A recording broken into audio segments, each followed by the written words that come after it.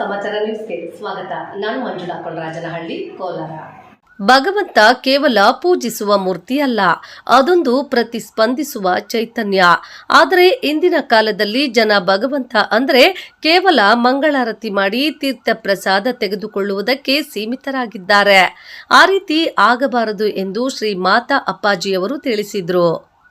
ಶಿಡ್ಲಘಟ್ಟ ತಾಲೂಕಿನ ಮಳ್ಳೂರು ಸಮೀಪದ ಬಟ್ರೇನಹಳ್ಳಿಯಲ್ಲಿ ಸಾಯಿಬಾಬಾ ಮಂದಿರದಲ್ಲಿ ಲೋಕ ಕಲ್ಯಾಣಕ್ಕಾಗಿ ಹಾಗೂ ಶ್ರೀ ಸಾಯಿನಾಥ ಜ್ಞಾನ ಮಂದಿರದ 19ನೇ ವಾರ್ಷಿಕೋತ್ಸವದ ಅಂಗವಾಗಿ ಕಳೆದ 3 ದಿನಗಳು ಅನೇಕ ಧಾರ್ಮಿಕ ಮತ್ತು ಸಾಂಸ್ಕೃತಿಕ ಕಾರ್ಯಕ್ರಮಗಳನ್ನು ಹಮ್ಮಿಕೊಳ್ಳಲಾಗಿತ್ತು. ಇಂದು ನಡೆದ ಸಮಾರೋಪ ಸಮಾರಂಭದ ಅಂಗವಾಗಿ ಶ್ರೀ ಮಾತಾ ಅಪ್ಪಾಜಿಯವರ ಉಪಸ್ಥಿತಿಯಲ್ಲಿ ಶ್ರೀ ಲಕ್ಷ್ಮೀನಾರಾಯಣ ಹೃದಯ ಹೋಮ, ಸುಮಂಗಲಿಯರಿಂದ ತಂಬಿಟ್ಟು ದೀಪಗಳು ಹೊತ್ತ ಶೋಭಾಯಾತ್ರೆ ಯಲ್ಲಿ ರಾಜ್ಯದ ವಿವಿಧ ಕಡೆಗಳಿಂದ ಸಾವಿರಾರು ಮಂದಿ ಪಾಲ್ಗೊಂಡಿದ್ರು. 1 ಕಿಲೋಮೀಟರ್ ದೂರದಲ್ಲಿ ಶ್ರೀ ನರಸಿಂಹಸ್ವಾಮಿ ದೇವಾಲಯಕ್ಕೆ ಬೆಳ್ಳಿ ಮತ್ತು ಬಂಗಾರದ ಪಲ್ಲಕ್ಕಿ ಉತ್ಸವ ನಡೆಸಲಾಯಿತು. ಸಾಯಿನಾಥ ಜ್ಞಾನ ಮಂದಿರದಲ್ಲಿ ಕುಂಭಾಭಿಷೇಕ ಹಾಗೂ ಶ್ರೀ ಮಾತಾ ಅಪ್ಪಾಜಿರವರ ದರ್ಬಾರ್ ಕಾರ್ಯಕ್ರಮದಲ್ಲಿ ಅಪ್ಪಾಜಿರವರು ಭಕ್ತಾದಿಗಳನ್ನು ಆಶೀರ್ವದಿಸಿ ಮಾತನಾಡಿ, ಭಗವಂತ ಕೇವಲ ಪೂಜಿಸುವ ಮೂರ್ತಿಯಲ್ಲ, ಅದೊಂದು ಪ್ರತಿಸ್ಪಂದಿಸುವ ಚೈತನ್ಯ. ಆದರೆ ಇಂದಿನ ಕಾಲದಲ್ಲಿ ಜನ ಭಗವಂತ ಅಂದರೆ ಕೇವಲ ಮಂಗಳಾರತಿ ಮಾಡಿ ತೀರ್ಥ ಪ್ರಸಾದ ತೆಗೆದುಕೊಳ್ಳುವುದಕ್ಕೆ ಸೀಮಿತರಾಗಿದ್ದಾರೆ. ಈ ರೀತಿ ಆಗಬಾರದು. ಭಗವಂತನನ್ನು ನಾವು ಸರಿಯಾದ ರೀತಿಯಲ್ಲಿ ಆರಾಧನೆ ಮಾಡಿದ್ರೆ ಭಗವಂತನು ನಮಗೆ ಪ್ರತಿಸ್ಪಂದಿಸುತ್ತಾನೆ. ಲೋಕದಲ್ಲಿ ಸುಖ ಶಾಂತಿ ನೆಲೆಸಿ ಜನರಲ್ಲಿ ಧಾರ್ಮಿಕ ಮನೋಭಾವ ಹೆಚ್ಚಾಗಲು ಈ ರೀತಿಯ ಕಾರ್ಯಕ್ರಮಗಳಲ್ಲಿ ಪಾಲ್ಗೊಳ್ಳಬೇಕೆಂದು ತಿಳಿಸಿ ಲಕ್ಷ್ಮೀ ವಿಗ್ರಹಗಳನ್ನು ಉಚಿತವಾಗಿ ನೀಡಿದ್ರು. ಮುಖ್ಯವಾದಂಥದ್ದೇನಪ್ಪ ಅಂತ ಹೇಳಿದ್ರೆ, ಭಗವಂತ ಕೇವಲ ಪೂಜಿಸುವ ಮೂರ್ತಿ ಅಲ್ಲ, ಅದೊಂದು ಪ್ರತಿಸ್ಪಂದಿಸುವ ಚೈತನ್ಯ ಅಂತ. ಇವತ್ತೇನಾಗಿದೆ ಅಂದರೆ, ಭಗವಂತ ಅಂದರೆ ಬರೀ ಮಂಗಳಾರತಿ ಮಾಡೋದು, ತೀರ್ಥ ಕುಡಿಯೋದು ಇಷ್ಟಕ್ಕೆ ಆಗಿದೆ. ಆದರೆ ಹಾಗಲ್ಲ. ಆದರೆ ಅದಕ್ಕೊಂದು ಚೈತನ್ಯ, ನಮಗೆ ಆ ಭಗವಂತ ನಮಗೆ ರೆಸ್ಪಾಂಡ್ ಮಾಡ್ತಾನೆ, ಪ್ರತಿಸ್ಪಂದಿಸ್ತಾನೆ. ಇದನ್ನು ಹೇಳಿದವರು ರಾಮಕೃಷ್ಣ ಪರಮಹಂಸರು, ಸ್ವಾಮಿ ವಿವೇಕಾನಂದರು. ಅವರನ್ನು ಅನುಸರಿಸಿಕೊಂಡು ಬಂದಾಗ ಲಕ್ಷಾಂತರ ಜನರ ಜೀವನದಲ್ಲಿ ಪವಾಡಗಳಾಗ್ತಾ ಇದೆ. ಭಗವಂತನನ್ನು ನಾವು ಸರಿಯಾದ ರೀತಿಯಲ್ಲಿ ಆರಾಧನೆ ಮಾಡಿದ್ರೆ ಅವನು ನಮಗೆ ಪ್ರತಿಸ್ಪಂದಿಸ್ತಾನೆ ಅಂತ. ಹಾಗಾಗಿ ನಿನ್ನೆ ದಿನ ಇಲ್ಲಿ ವಾರ್ಷಿಕೋತ್ಸವದ ಅಂಗವಾಗಿ ಲಕ್ಷ್ಮೀ ಹೃದಯ ರಹಸ್ಯ ಹೋಮ ಮಾಡಿ ಇವತ್ತು ಲಕ್ಷ್ಮಿಯ ವಿಗ್ರಹಗಳನ್ನು ಕೊಡ್ತಾ ಇಲ್ಲ, ನಿಜವಾದ ಲಕ್ಷ್ಮಿಯನ್ನೇ ಕಳಿಸ್ತಾ ಇದ್ದೀವಿ. ಅದರ ಅರ್ಥದಲ್ಲಿ ಅನೇಕರ ಸಮಸ್ಯೆಗಳು ಪರಿಹಾರ ಆಗೋದನ್ನು ನಾವು ಕಾಣ್ತಾ ಹೋಗ್ತೀವಿ. ಅದು ಬರೀ ವಿಗ್ರಹ ಅಲ್ಲ, ಅದು ಚೈತನ್ಯ ತುಂಬಿದಂಥ ಮೂರ್ತಿ, ಅದಕ್ಕೆ ಶಕ್ತಿಯನ್ನು ತುಂಬಿ ಕೊಟ್ಟು ಕಳಿಸ್ತೀವಿ. ಹಾಗಾಗಿ ನಮ್ಮ ಬಹಳ ಮುಖ್ಯವಾದ ಉದ್ದೇಶ ಏನಪ್ಪ ಅಂದರೆ, ರಾಮಕೃಷ್ಣ ಪರಮಹಂಸರು ಹೇಳಿದಾಗೆ ಕಾಳಿ ಬರೀ ಒಂದು ವಿಗ್ರಹ ಅಲ್ಲ, ಅವಳೊಂದು ಚೈತನ್ಯ. ಹಾಗೆ ಭಗವಂತ ಕೂಡ ಒಂದು ಮಹಾ ಚೈತನ್ಯ. ಹಾಗಾಗಿ ನಾವು ಇದಕ್ಕೆ ವಾಟ್ಸಪ್ ಗ್ರೂಪ್ಗಳನ್ನು ಮಾಡಿದ್ದೀವಿ. ಸುಮಾರು 8,000 ಗ್ರೂಪ್ಗಳಿದೆ.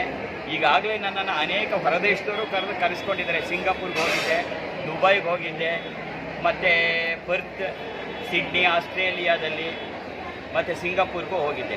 ಇಡೀ ಜಗತ್ತಿಗೆ ಅನ್ನಿಸ್ತಿದೆ, ಹೌದು ಇದುವರೆಗೆ ನಮ್ಗೆ ಏನು ಅನ್ನಿಸ್ಬಿಟ್ಟಿದ್ರೆ, ಭಗವಂತ ಅಂದರೆ ಬರೀ ಪೂಜೆ ಮಾಡಿಸ್ಕೊಳಕ್ಕಿರೋನು ಅಂತ. ಭಗವಂತ ಬರೀ ಪೂಜೆ ಮಾಡಿಸ್ಕೊಳಕ್ಕಲ್ಲ. ನಿಜವಾಗಿ ಭಗವಂತ ಒಲಿಯೋದು ಯಾರಿಗೆ ಅಂತ ಹೇಳಿದ್ರೆ, ನೀನು ಎಷ್ಟು ಲಾರಿ ಲೋಡ್ ತಂದು ಹೂ ಹಾಕ್ತೆ ಅಂತ ಅವನು ಕೇಳಲ್ಲ. ಅವನು ಒಪ್ಪದು ಒಂದೇ ಒಂದಕ್ಕೆ, ಭವಾನಿ ಭಾವನಾಗಮ್ಯ. ನಮ್ಮ ಭಾವನೆಗಳು ಶುದ್ಧವಾಗಿದ್ದರೆ ಭಗವಂತ ಒಲಿತಾನೆ ಅನ್ನೋದು ಲಕ್ಷಾಂತರ ಜನರ ಅನುಭವ. ನಮ್ಮ ಈ ಗ್ರೂಪ್ಗಳಲ್ಲಿ ಸುಮಾರು 3,852 ಜನ ಡಾಕ್ಟರ್ಸ್ ಆ್ಯಂಡ್ ಸರ್ಜನ್ಸ್ ಇದ್ದಾರೆ. ಇಡೀ ನಮ್ಮ ದೇಶದಲ್ಲ, ಬೇರೆ ದೇಶದವರು ಕೂಡ ಇದ್ದಾರೆ. ಹೊರಗಡೆ ದೇಶದ ಎಲ್ಲ ದೇಶದವರು ಸುಮಾರು 48,000 ಜನ ಇದ್ದಾರೆ. ನಾನು ಕೂಡ ಬ್ಯಾಂಕಲ್ಲಿ ಡೆಪ್ಟಿ ರೀಜನಲ್ ಮ್ಯಾನೇಜರ್ ಆಗಿದ್ದು. ಆದರೆ ಈ ಸಾಧನೆ ಕಳೆದ 25 ವರ್ಷಗಳ ನಂತರ 2.5 ವರ್ಷದಿಂದ ಈ ಪ್ರಯೋಗ ಮಾಡೋಕ್ಕೆ ಶುರು ಮಾಡಿದ ಮೇಲೆ ಲಕ್ಷಾಂತರ ಜನರ ಜೀವನದಲ್ಲಿ ಭಗವಂತ ತಾನಿದ್ದಾನೆ ಅನ್ನೋದು ನಂಬಿಕೆಯ ವಸ್ತುವಲ್ಲ, ಅದು ಸ್ವತಃ ಅನುಭವದ ವಸ್ತುವಾಗಿ ಬರ್ತಾ ಇದೆ.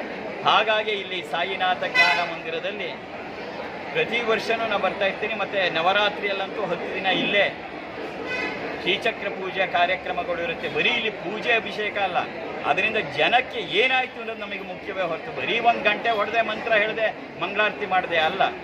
ಅದು ಸಾಮಾನ್ಯರಿಗೆ ತಲುಪಬೇಕು. ಹಾಗಾಗಿ ನಿನ್ನೆಯಿಂದ 3,000 ಜನ ಇಲ್ಲಿ ಸೇರಿರೋದು. ರಾತ್ರಿನೇ 1,500ಕ್ಕೂ ಹೆಚ್ಚು ಜನ ಇದ್ದಾರೆ. ಯಾಕೆ ಅಂತ ಹೇಳಿದ್ರೆ, ಇಲ್ಲಿ ಬಂದವರೆಲ್ಲ ಅನುಭವ ಹೇಳ್ಕೊಳಕ್ಕೆ ಬರ್ತಾರೆ ಹೊರತು ನನಗೆ ಹಾಗಾಯಿತು ಹೀಗಾಯಿತು ಅಂತ ಕೇಳ್ಕೊಳಕ್ಕೆ ಬರೋರು ತುಂಬ ಕಡಿಮೆ. ಒಟ್ಟಾರೆ ಭಗವಂತ ಅಂತಕ್ಕಂಥದ್ದು ಒಂದು ಪ್ರತಿಸ್ಪಂದಿಸುವ ಚೈತನ್ಯ ಅನ್ನೋದು ಆಗ್ತಾ ಇದೆ. ಆಗ್ಲಮ್ಮ. ದೇವಾಲಯದ ಧರ್ಮಾಧಿಕಾರಿ ನಾರಾಯಣಸ್ವಾಮಿ ಮಾತನಾಡಿ, ಭಕ್ತರ ಮನೋಭಿಲಾಷೆಯಂತೆ ಪ್ರತಿ ವರ್ಷವೂ ತಮ್ಮ ದೇವಾಲಯದಲ್ಲಿ ಅನೇಕ ಧಾರ್ಮಿಕ, ಸಾಮಾಜಿಕ, ಸಾಂಸ್ಕೃತಿಕ ಕಾರ್ಯಕ್ರಮಗಳನ್ನು ಹಮ್ಮಿಕೊಳ್ಳಲಾಗುತ್ತದೆ ಎಂದು ತಿಳಿಸಿದರು. ಈ ಕಾರ್ಯಕ್ರಮದಲ್ಲಿ ನಮ್ಮ ರಾಜ್ಯದಲ್ಲದೆ ನೆರೆ ರಾಜ್ಯಗಳಿಂದ ಹಾಗೂ ವಿದೇಶಗಳಿಂದಲೂ ಸಾವಿರಾರು ಭಕ್ತರು ಕಾರ್ಯಕ್ರಮದಲ್ಲಿ ಪಾಲ್ಗೊಂಡಿದ್ದರು. ವರದಿ ಮಳ್ಮಾಚನಹಳ್ಳಿ, ಗೋವರ್ಧನ್. ಆಯುರಾರೋಗ್ಯ ಐಶ್ವರ್ಯಂ ದೇಹಿ ಮೇ ದೇವಾ ಜಗತ್ಪತೆ ಸೂರ್ಯ. ನನ್ನ ಮುಂದೆ ಓಂ ನಮಃ ಸೂರ್ಯಾಯ ಶಾಂತಾಯ ಸರ್ವರೋಗ ನಿವಾರಿಣೆ ಆಯುರಾರೋಗ್ಯ ಐಶ್ವರ್ಯ. ಇದುವರೆಗೆ ನಾವು ಲಕ್ಷ್ಮಿಯ ಒಂದು 5 ರೂಪಾಯಿ ಕಾಯಿನ್ನ ಕೊಡ್ತಾ ಇದ್ವಿ. ಈ ಸರಿ ಅದಕ್ಕೆ ನಿನ್ನೆ ಹೋಮ ಮಾಡಿ ಇದಕ್ಕೆ ಶಕ್ತಿಯನ್ನು ತುಂಬಿ ಇದು ಲಕ್ಷ್ಮಿಯ ವಿಗ್ರಹ ರೂಪದಲ್ಲಿ ನಿಜವಾದ ಲಕ್ಷ್ಮಿಯೇ. ನೀವು ತಗೊಂಡು ಹೋಗಿ ನೋಡಿ, ನಿಮಗೂ ಅನುಭವ ಆಗುತ್ತೆ. ಹಾಗಾಗಿ ಅದು ಮಹಾಶಕ್ತಿಯ ರೂಪದಲ್ಲಿ ಎಲ್ಲ ಮನೆಗೂ ಹೋಗಿ ಆ ಮನೆಗಳಲ್ಲಿ ಇದು ಮುಖ್ಯವಾಗಿ 4 ಸಮಸ್ಯೆಗಳನ್ನು ಪರಿಹರಿಸುತ್ತೆ. ಒಂದು, ಹಣಕಾಸಿನ ತೊಂದರೆಗಳು. 2ನೇದು ಉದ್ಯೋಗದ ಸಮಸ್ಯೆ.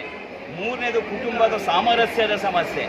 4ನೇದು ಸಂತಾನ ಸಮಸ್ಯೆ. ಇದು ನಮ್ದಲ್ಲ, ಅಥರ್ವಣ ವೇದದಲ್ಲಿ ಲಕ್ಷ್ಮೀ ಹೃದಯ ರಹಸ್ಯದಲ್ಲಿ ಏನು ಹೇಳಿದ್ರು ಅದನ್ನು ಪ್ರಯೋಗ ಮಾಡ್ತಾ ಇರೋದು. ಇದು ಯಾವುದು ನಮ್ಮದಲ್ಲ. ಅಥರ್ವಣ ವೇದದ ಲಕ್ಷ್ಮೀ ಹೃದಯ ರಹಸ್ಯ, ನಾರಾಯಣ ಹೃದಯ ರಹಸ್ಯವನ್ನು ಪೂರ್ಣವಾಗಿ ಇಲ್ಲಿ ಮಾಡಿದ್ರೆ ಏನಾಗತ್ತೆ ಅಂತ ನಿನ್ನೆ ಹೋಮವನ್ನು ಮಾಡಿ ಅದಕ್ಕೆ ಶಕ್ತಿಯನ್ನು ತುಂಬಿ ಈಗ ಅದನ್ನು ಕೊಟ್ಟು ಕಳಿಸ್ತಾ ಇದೆ. ಅಪ್ಪಾಜಿ ಆಶೀರ್ವಾದ ತಗೊಂಡ್ರೆ ವರ್ಷದಿಂದ 4 ತಿಂಗಳು ಬಿಟ್ಟಿದ್ದೆ ಇತ್ತು. 1.5 ಲಕ್ಷ ರೂಪಾಯಿ ಖರ್ಚು ಮಾಡಿದ್ರೆ ಏನು ಮಾಡಿಲ್ಲ. ಅಪ್ಪಾಜಿ ಆಶೀರ್ವಾದ ತಗೊಂಡೋಗಿಟ್ಟು 4 ದಿವಸಕ್ಕೆ ಮೇಲಾಯಿತು. ಜಗನ್ನಂದ್ರೆ ಶಿವಶಕ್ತಿ ಅಪ್ಪಾಜಿ ಅವರ ಆಶೀರ್ವಾದದಿಂದ ನಮ್ಮ ಮಗನಿಗೆ ಮೇಲಾಯ್ತು, ಸಂಪೂರ್ಣ ಮೇಲಾಯಿತು. ಸದ್ಯಕ್ಕೇನು ತೊಂದರೆ ಇಲ್ಲ. ಬಿಟ್ಟು ಇದು ಉಸಿರಾಟದ ತೊಂದರೆ ಇತ್ತು, ಅದು ಎಲ್ಲ ಮೇಲಾಯಿತು ಅಪ್ಪಾಜಿ ಆಶೀರ್ವಾದದಿಂದ.